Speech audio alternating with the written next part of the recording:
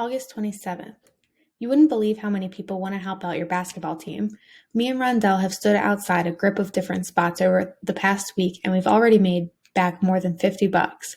We're eating real food every day now, and we've worked up enough strength so that we're even back to walking north again along the coast. Every time we get to a new town, we cruise into whatever shopping center there is and ask random people to make a small donation to help our hoop squad.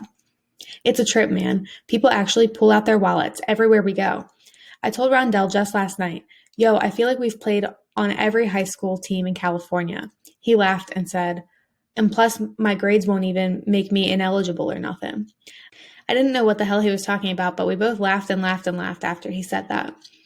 We have 2 clipboards now instead of 1, so we can split up and talk to twice as many people. Each clipboard says our names and has a picture of a basketball and places where people can sign their names and put down how much they're donating. Rondell goes to one end of the shopping center and I hit the other side. But you're not going to believe this part, man. Since the first day we spread out, Rondell's been pulling in twice as much scratch as me.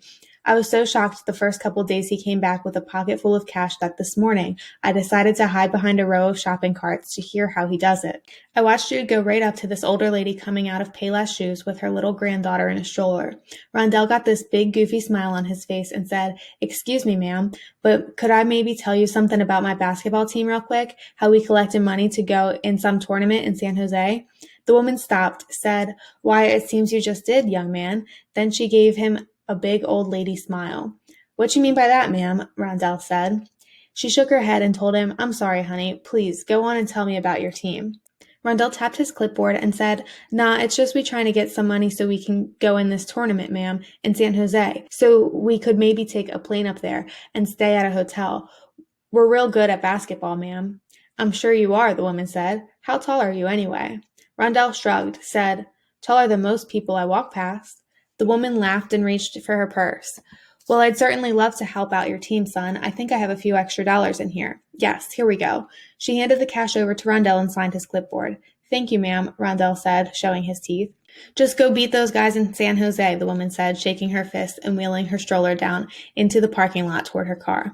I popped out from behind a row of carts and said, "You're a damn natural, Rondo." He jumped back, said, "Where you come from, Mexico? You scared me." "The way you talked to her, man, that was perfect." "You think I done good?" he said.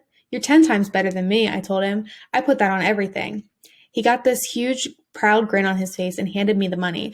I slipped it in the leather petty cash envelope and patted him on the back.